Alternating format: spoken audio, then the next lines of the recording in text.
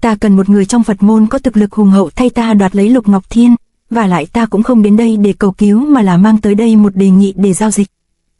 Hề hề, nhưng ngươi phải biết có mấy ai thực lực hùng hậu mà để cho người khác sai khiến đâu. Vừa nói Chiến Như Lai vừa đưa ánh mắt khinh bỉ hướng vào Tây Linh Tiếu Phật, khiến hắn ra sợ hãi rúm gió. Xem ra ngươi chỉ khoảng 30 tuổi mà đã có khả năng chắc tuyệt như vậy, nể ngươi tuổi trẻ tài cao, chuyện hôm nay lão nạp ta không truy cứu, hãy đi đi. Nghe nói ông thích siêu tập thần binh lợi khí có phải không? Không sai, mỗi thanh thần binh lợi khí ở đây đều có cá tính, mỗi thanh đều là độc nhất vô nhị trên đời. Vậy sao? Chiến Như Lai đang thao thao bất tuyệt khoe hàng thì người đeo mặt nạ đã từ từ rút kiếm ra. Tất cả những thứ này đều chỉ là phế thải, lời nói vừa dứt thì toàn bộ những thứ được gọi là thần binh lợi khí đồng loạt đứt đoạn.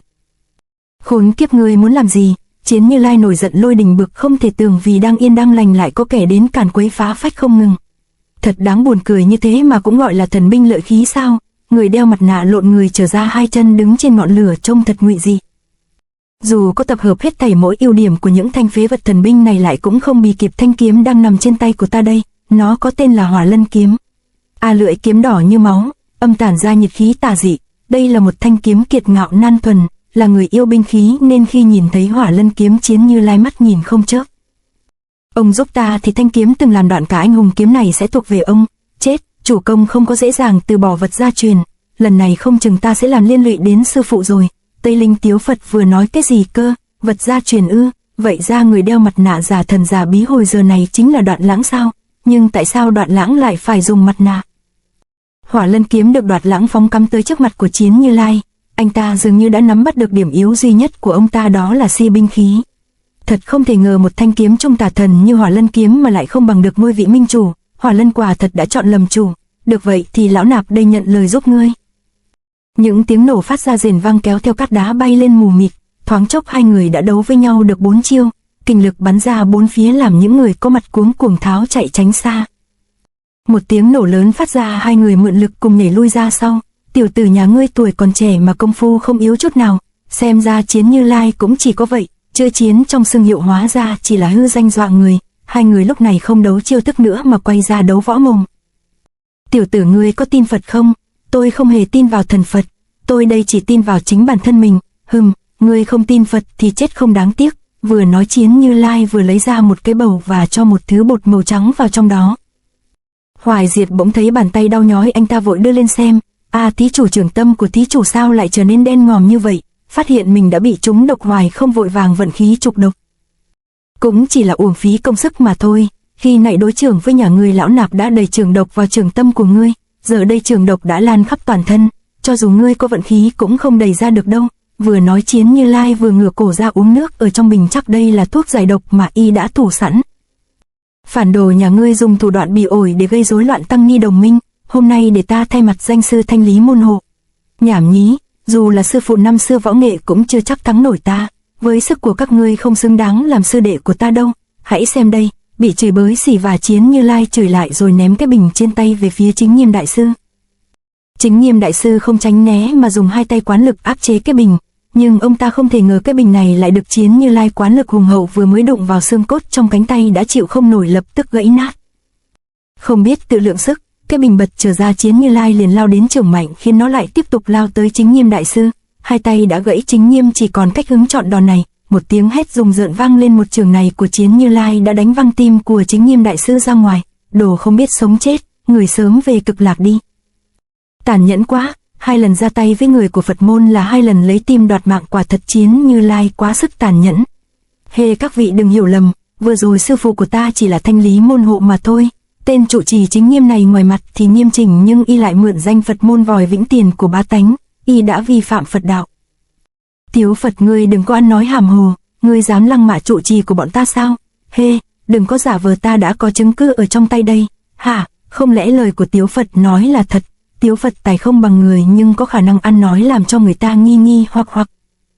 Sư phụ, người lúc ra tay tạm thời đừng quá tàn nhẫn, nếu không dù có lấy được Lục Ngọc Thiên chúng ta cũng khó buộc bọn chúng quy thuận. Chiến Như Lai như con trâu điên thấy người không thuận là giết ngay. Nghe Tiếu Phật nói vậy cũng chợt hiểu ra phải lấy lòng những người còn lại. Các vị, Chiến Như Lai rất lợi hại, xem ra muốn hạ hắn thì 7 người chúng ta buộc lòng phải liên thủ lại. Chiến Như Lai, ngươi hôm nay muốn ngồi lên ngai minh chủ thì hãy đem hết bản lĩnh ra làm cho mọi người ở đây tâm phục khẩu phục. 7 người sau khi thống nhất lập tức lao lên vây đánh Chiến Như Lai. Được, sảng khoái lắm, hết thảy các ngươi cùng lên một lượt đi. Nói rồi Chiến Như Lai lập tức để thăng công lực khiến nền đất dưới chân cũng phải nứt toác ra. Thật là cuồng vọng, các vị trụ trì chúng ta cùng lên. Cả 7 người hô hoán lao vào tấn công Chiến Như Lai. Nào là Nhất Chỉ Thiên, nào là Kim Cang Trảo, nhưng đối với Chiến Như Lai đó chỉ là thứ võ công ba hào không có chút cân lượng. Hay lắm, hiện giờ tất cả các trụ trì đều đã nhất tề hợp lực. Tên Chiến Như Lai lần này khó khăn rồi. Nhất Yêu đại sư không biết công phu nên cứ thấy đông là sướng mà không biết hiểm cảnh tàn khốc đang chờ đón những người này. Lão Chiến Như Lai này công lực không những cao mà trường pháp cũng kinh người. Ôi nhiều năm không gặp thì ra sư phụ đã luyện thành Thiên Thủ Như Lai Quyết. Thiên Thủ Như Lai Quyết là lấy thiên thủ làm quyết, đối thủ càng nhiều đại lực hành chiêu càng lớn. Hô đám trụ trì già áo túi cơm này gặp phiền phức to rồi.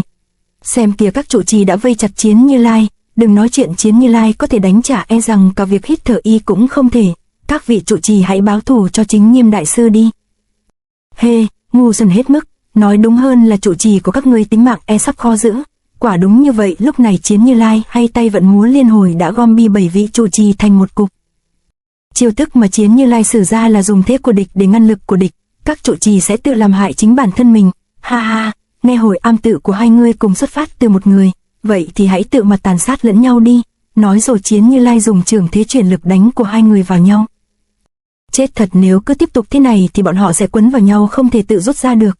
Ta phải mau chóng giải vây cho bọn họ. Trước tiên là phải điểm vào Thiên Linh Huyệt cho bọn họ phân chấn tinh thần trở lại, rồi mới chế ngự trường thế của Chiến Như Lai. Nghĩ rồi làm ngay, Hoài Không lập tức đập vỡ tảng đá rồi quán kình dẫn động những viên đá nhỏ điểm vào các huyệt đạo của 7 vị trụ trì. Các vị trụ trì hãy để tôi đối phó với hắn. Hảo tiểu tử thối, người chúng phải trường độc của ta, tự mình đã khó giữ mạng nổi lại còn dám xuất đấu nữa sao? Thấy Hoài Không lắm chuyện, Chiến Như Lai liền quay sang dọa nạt, nhưng anh ta không sợ mà còn tung phá nguyên thủ tấn công ông ta. Tới hay lắm. Chúng phải trường độc của lão phu mà vẫn còn có thể xuất ra một trường lợi hại như vậy. Được lắm, để ta đây tiễn ngươi về Tây Phương. Chiến Như Lai vung trường ra đối trường với Hoài Không không chút do dự. Hai đại cao thủ đối chiêu khiến kình lực bắn ra tứ tán, hất hết cả người và vật xung quanh bắn tung lên. Trụ trì thấy các thầy văng ra, đám môn tử của các am lập tức lao vào tiếp cứu. Hoài Không, ngươi không tự lượng sức lại ngoan cố ra mặt. Lần này chúng phải một trường của sư phụ ta nữa thì còn không chịu thịt nát xương tan sao? Tây Linh Tiếu Phật lúc này rất rảnh nên liên tục nói lớn cổ vũ cho sư phụ của mình. Trụ trì ngài sao rồi? Ta không sao. Trụ trì, trường tâm của ngài cũng hóa ra màu đen rồi. Sao, ta đã trúng độc rồi sao? Thì ra trong lúc giao đấu, Chiến Như Lai ngoài sử ra dị trường còn âm thầm phát tán độc lực vào các vị trụ trì.